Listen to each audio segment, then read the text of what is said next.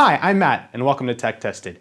Here on this channel, we love innovation, and when one of our fans sent me a product to review, I was happy to oblige. And without further ado, here it is.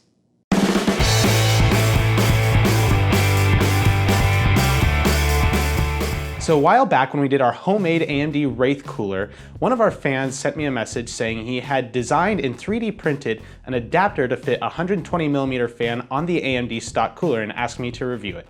If you'd like to know where to pick one of these up, we are going to link the eBay page where you can find them in the video description.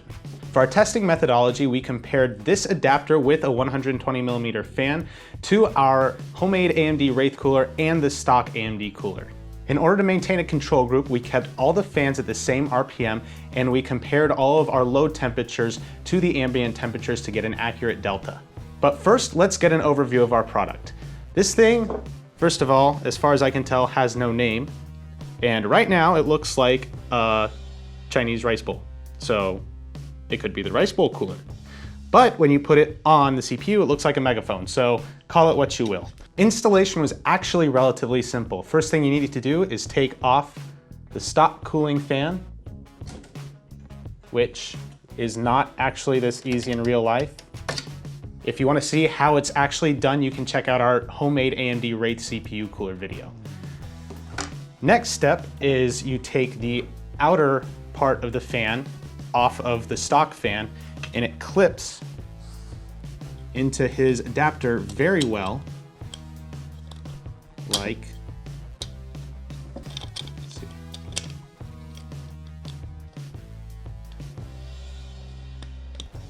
hypothetically anyway, like so. So there is no screwing required to get this adapter onto the stock cooler.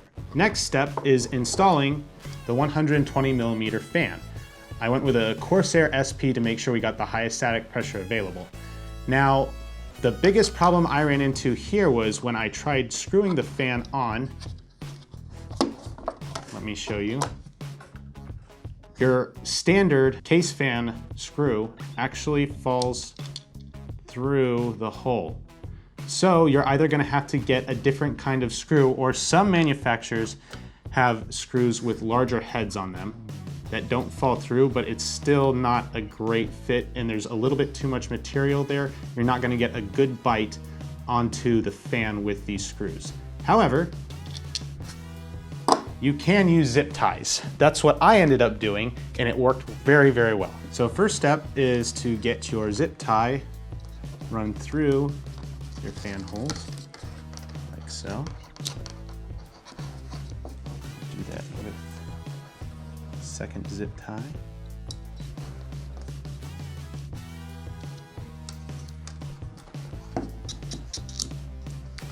And then run your zip ties through here.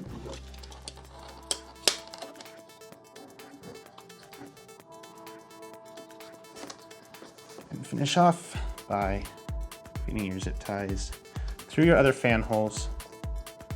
Now these zip ties, I'm not gonna need to use other ones to hold them on because they're very tight in the fan as it is. But if your zip ties are looser, you may have to put a second one on here just to hold the fan on the cooler.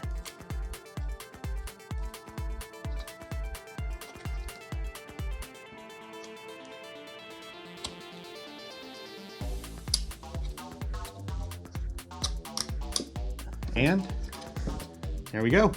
So installation on the stock cooler is actually very simple. There are clips on the back of the cooler that just sit on here and fit on like so. If you don't break, I just broke that one. It usually goes better than that, but fear not, I have a second one right here. Here we go, take two. Slides on. In theory, very simply, like so. And you plug in your fan. And there it is. Now you can tell why I think it looks like a Megaphone. Overall, installation for this product is very simple. And without further ado, here are the numbers. Our AMD stock cooler was able to keep the CPU only 43 degrees above ambient temperature, which was running us at 62 degrees Celsius. Our AMD homemade Wraith cooler was able to get us a better number of 6 degrees, so we were running at 37 degrees Celsius above ambient.